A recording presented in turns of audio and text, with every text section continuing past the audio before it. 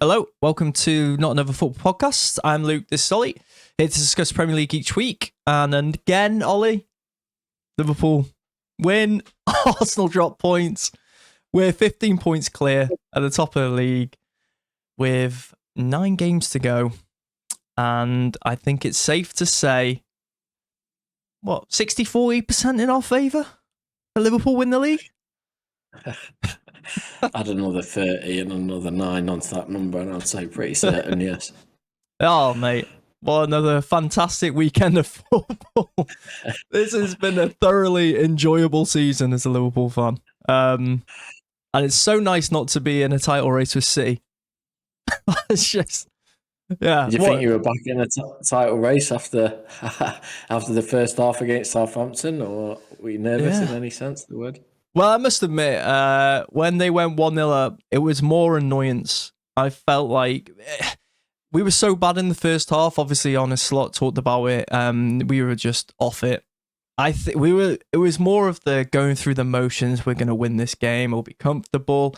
Don't really need to try all that much. And then all of a sudden, you make sloppy mistakes. You actually concede a goal, and it's like, okay, we need to come out firing a little bit. That's all we did. We literally came out and decided to play properly with a bit more intensity, a bit more tempo. And all of a sudden we hemmed them back and, comfortable 3-1 win in the end. It was just complacency. It's just complacency. We had a very difficult game in midweek against PSG, which we somehow won. Daylight robbery, but, Alisson will take it. The big man in goal, best keeper in the world. Probably. Yeah. Especially after that performance. I mean, going to get a lot of shouts for it. And obviously I'm biased, but I do think he is. However, it was just complacency. Worst team in the league by an absolute country mile. Gifted them a goal, essentially. Even though, I mean, it would have been soft, but it could have been a foul. He slipped into Alisson's standing leg, which then hits into the ball and they score off it. If the ref give it, they're not going to overturn it, sort of thing.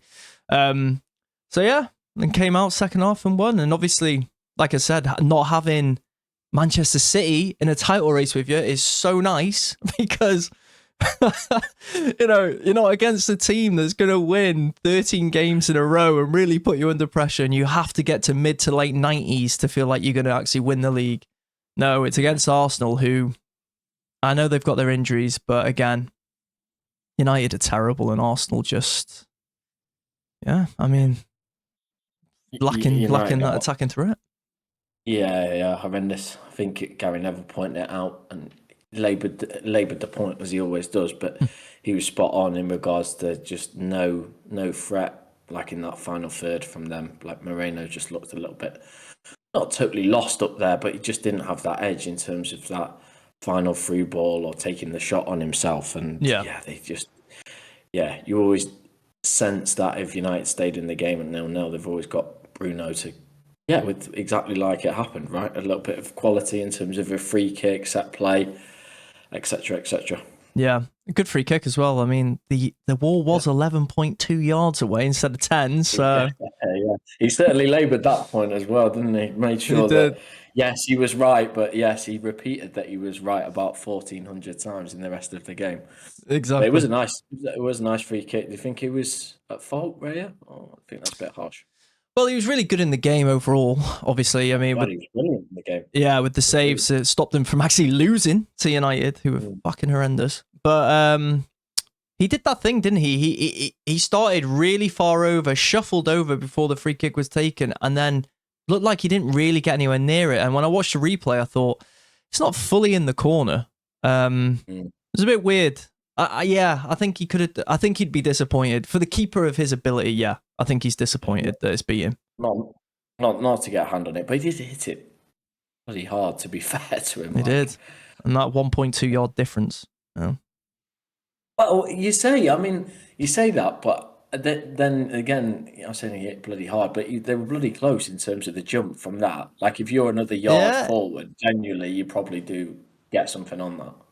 Probably. I'm just being facetious because, the Arsenal fans have already started online that Anthony Taylor's got it in for him. Oh, conspiracy. If he's got it in for any team, it's Chelsea. I can assure any Arsenal fans or any fan of the Premier League, if he's got it in for anybody, it's Chelsea. Yeah. A lot of Liverpool fans feel the same way about him having it in for us. Maybe he's just a shit ref. It might be that. But no. To be fair, obviously being a little bit further away does help you with being able to get the ball to dip, because you don't have to hit it as high and you got longer chance for it to dip, the physics that come into play and all that. So yeah, it did obviously have an impact, but I still think Raya would have been disappointed he didn't save it. But at the end of the day, Arsenal have only got themselves to blame. Massive conversations around should they've signed a striker and stuff like that. Obviously, glaring issue when you have injuries, but let's be honest, even when they had their full strength or fully fit forward line, they were still getting these questions. And they were still, I can't remember if it was 7 points they were behind us before Saka got injured. So these questions were still there, and they still had Havertz. And yes, I know these players would definitely make a difference, but you can't tell me for a matter of fact that even if they had those players that they'd have gone away to Forest and beat them and gone away to United maybe, because Saka with a bit of quality. But these difficult games where Havertz has been missing chances all season. Yeah. They shot themselves in the foot. Hold the ball up. Yeah, he doesn't hold the ball up great either. And yeah, he's very streaky, as we've discussed many times before as well. So like you say, there's absolutely zero guarantees he was going to stay on form for the rest of the season. No chance. Yeah. It reminds me of a lot in lots of senses is like, obviously maybe you could argue he was better or whatever, but it reminds me a lot of Ida Johnson in the sense that Ida Johnson was very similar in terms of he went through veins of form where he would score like 5, 6, 7 on the bounce, right? And he was like unstoppable, and he's technically very, very good. But then he would go through spells where he couldn't hit a barn door. Yeah.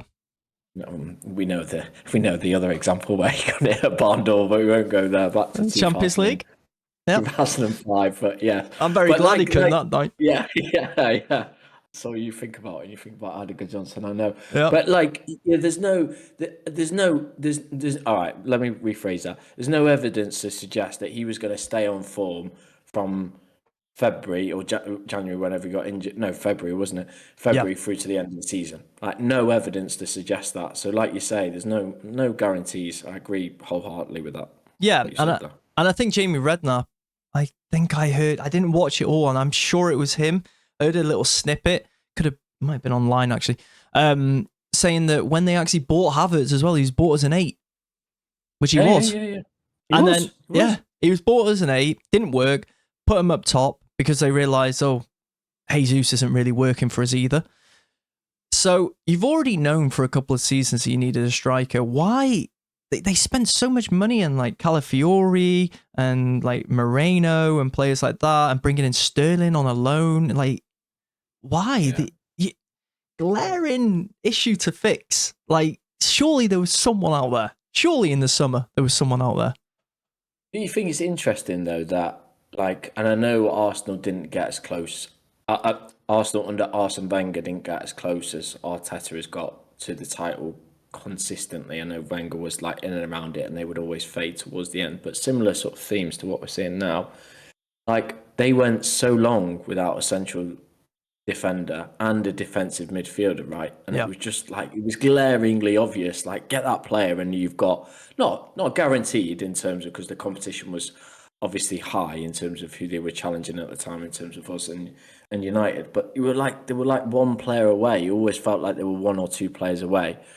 And they'd never signed anyone. Stubborn. And it feels like Arteta's done Similar. the same thing.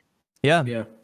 It's a weird one as well, because Wenger went from like inheriting a strong defensive unit and bringing in players like Patrick Vieira and Gilberto Silva as these defensive midfielders, or midfielders who could break up play and add quality going forward as well.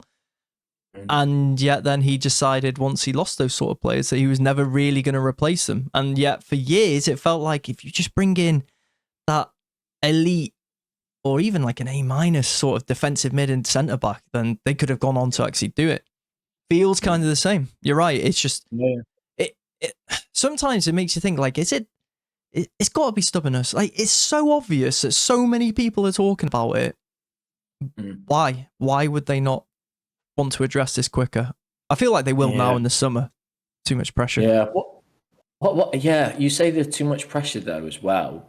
Like this will be a very interesting conundrum as well for a manager like him. Is that you put that striker in there, right? And okay, let's say they get two players, right? They get Nico Williams from Bilbao, and they get Sesko from Leipzig, right? Leipzig, right? So you put those two players into the mix, and they'll probably cost you, I don't know, near 180 million to get both of them. I don't know, maybe a bit less, maybe a bit more. I don't really know. But let's say they bring in those two top targets for him, right? Mm-hmm. And he doesn't, and they're not in and around it, or they are in and around it, and he knows that if they don't win the title, they're going to get fired. Surely, from a pressure perspective, what that does to you in terms of your decision making, wow, that puts you under a whole level, not next level of scrutiny, because if you don't win it, there's no excuses. But I guess he's got to go for it anyway, and that will be the test, the litmus test of how good he is as a manager. But yeah, I think it adds a real layer of pressure that rightly so, not though, necessarily had to deal with before. Yeah, and rightly so, though, because it would have been long enough in a job and bought the players then in where it's like, okay, you've got the quality now. You should be going and taking that step further. And I know winning the league obviously isn't that easy, considering Liverpool fan. I know that. I know the pain. But still, when you finally get the players at your disposal that you should be winning and taking that next step, the pressure's going to be fully on. And to be honest, the pressure's already showing to crack a little bit with him, in the sense of he walked off from the interview today, didn't he? When asked, he was asked about a striker. I think it was that sort of started it. And as he went to he was like, midway, and went to walk off. The interviewer was like, what about being 15 points behind Liverpool? And then is it over? It's over. And he walked off. So, I mean, to be fair, since he came out fighting and said, over my dead body, they got 2 points from 9. So, the fighting talk hasn't really gone that well for him either. So, yeah.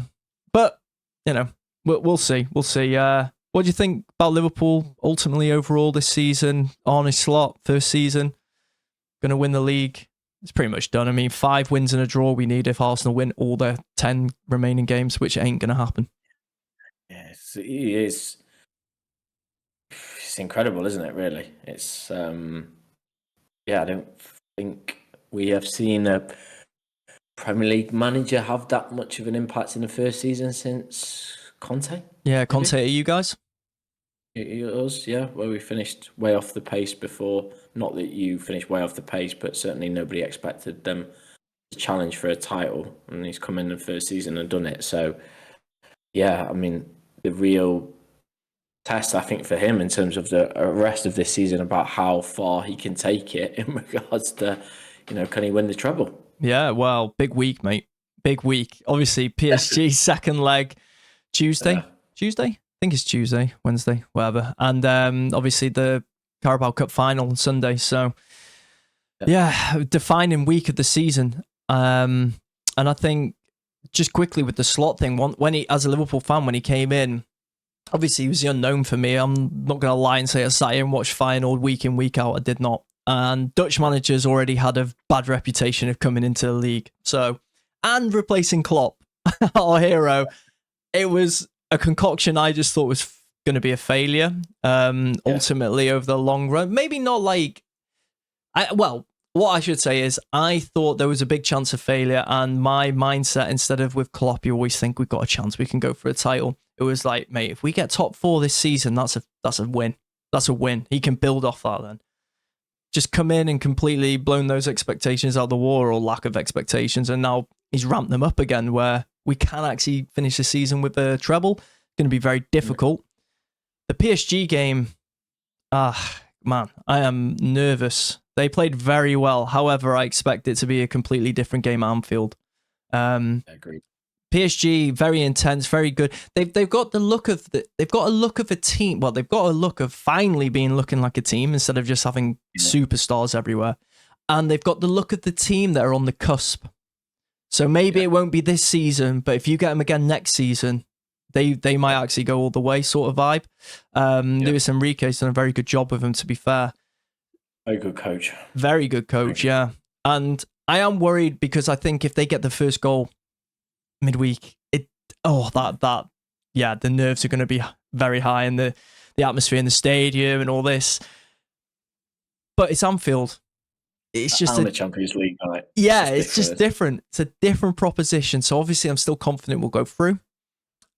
As a neutral, what do you think? It's got to be one of the best ties, second leg ties of the competition. Oh, by far, yeah.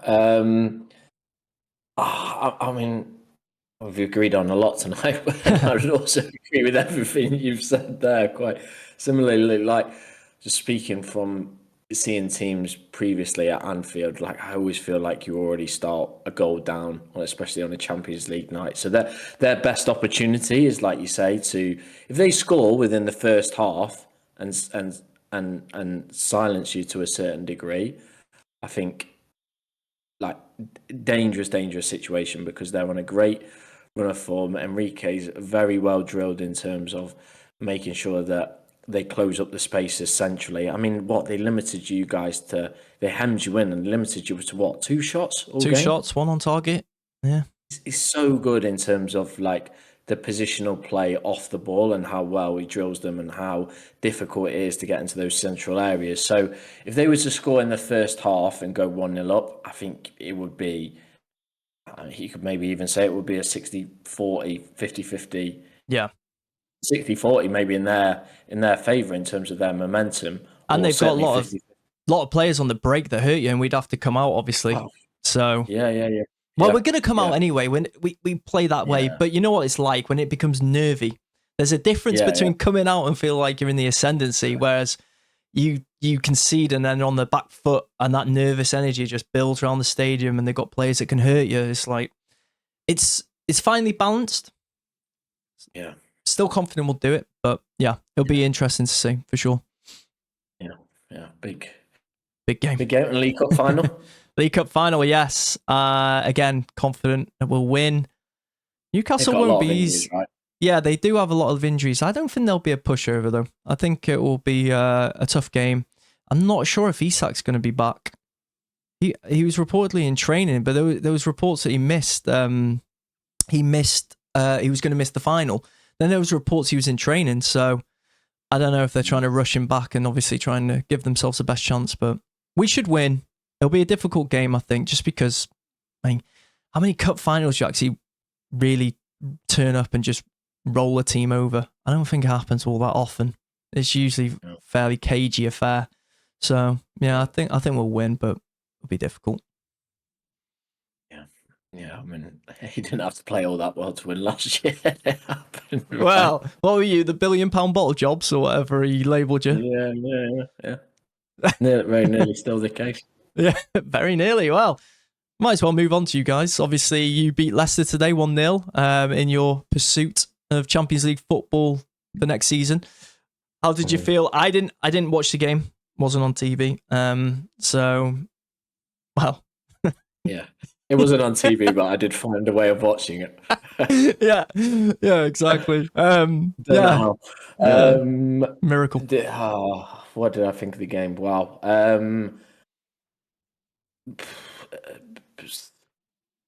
Feel like a same old, really. We were dire. We didn't create all that many chances, to be honest. We got an early penalty. You're thinking you score that, maybe they buckle, because obviously it's first 20 minutes, and given Leicester's recent record in terms of buckling at the back, they've been dreadful. Keeper saves it. They grow in confidence.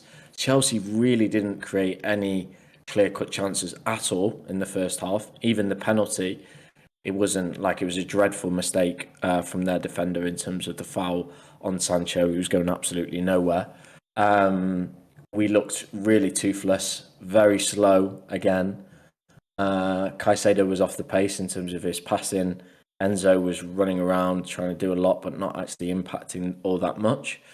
And then the quartet in terms of from the front four, was really ineffective. Palmer looks all out of sorts, which is really worrying. Sancho just doesn't have any end product, as we've discussed endless times before. And Neto wasn't really making those good runs in behind, was fairly predictable. And against the back two or back four that's probably the worst in the league was very worrying. Yeah. And then Kukurea got out of trouble really with the long range.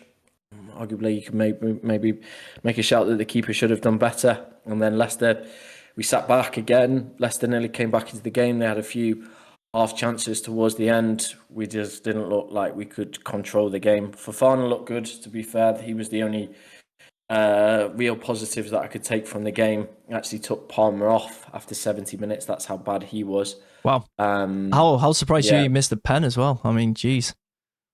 That really shows his it really shows the way in which he struck that ball, and he is off it. There's no doubt about that, and his confidence is really is really struggling. It's worrying. I know this is going to sound an outrageous shout, but given that if we beat Arsenal, we could go 3 or 2 points behind them and nearly second, I genuinely don't think we will finish in the top 8. Genuinely. Really?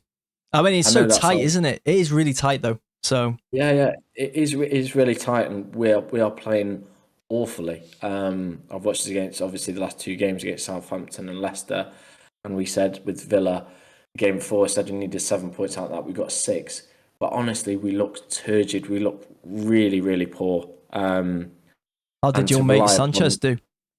Oh God, Flappy Bird. Yeah.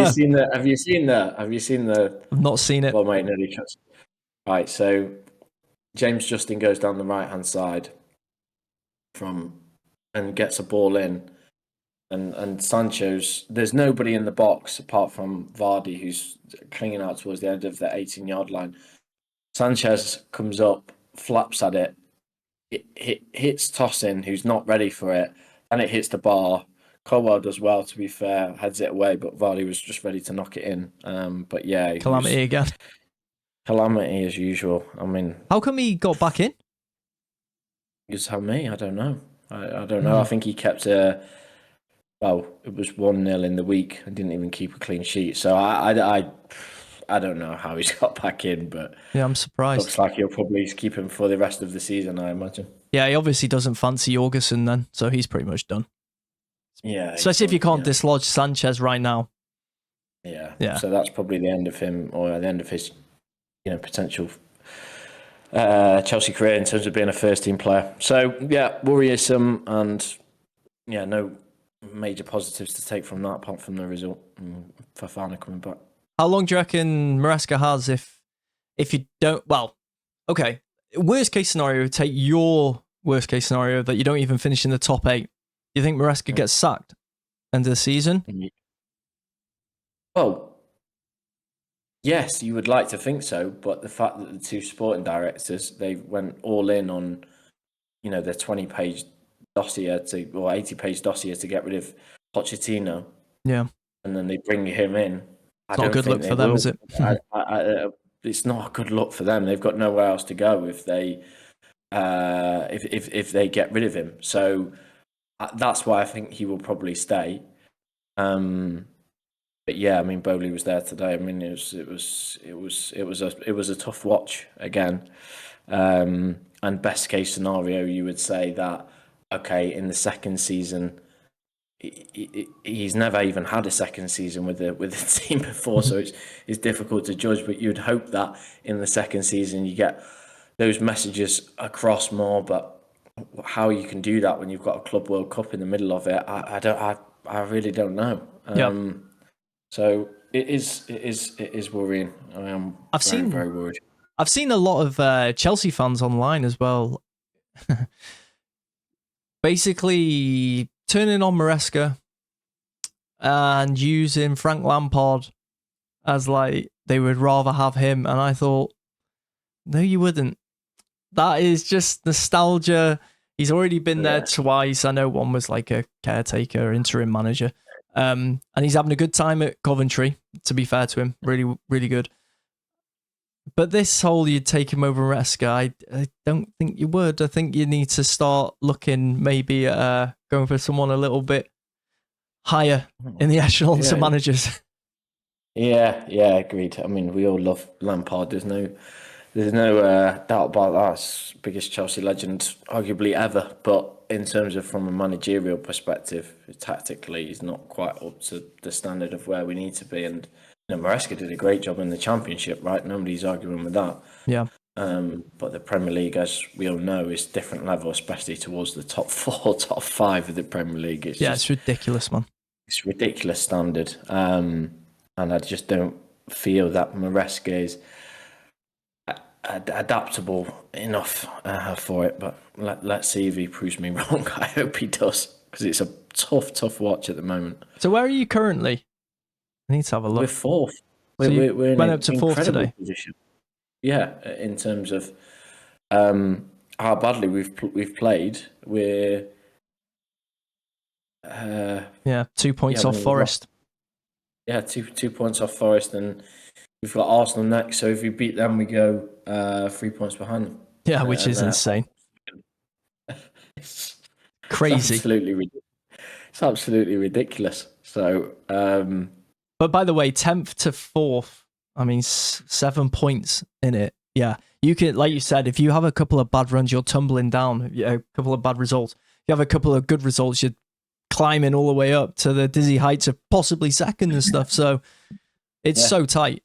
I just don't see where anyway, I'm labouring the point here, but I just don't see where the evidence suggests to me over a 3-month period that we haven't played better in those, and the only 2 games of form that we've picked up are against Leicester and Terrible Southampton, who, let's face it, are awful football teams to be playing against. Yeah, they're not great, and at least you won. There is that, at least you won. Could have been a lot worse, mate. All right, well, Southampton with 10 games to go. Final question: do you reckon they'll get the elusive 2 points or 3 points to better Derby County? I think I said last week that they would, 2 weeks ago when we spoke. I mean, having played them. Having played them, I mean, they're not great, are they?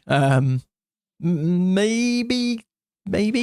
I mean, they definitely, obviously, can finish on less. That is a definite opportunity of that happening. Do they, though? I don't know. Depends what their running is at the end. I mean, they might get to play Ipswich, Leicester, Wolves, teams in and around them, and they might be able to pick up a win, couple of draws or something. Who knows? Yeah. It's bleak though. It's bleak. Yeah, bleak to watch. All right. Well, it's probably a good place to leave it, mate. Liverpool 15 points clear. Chelsea in 4th. That's a good weekend. That's a good weekend for us both. No comment.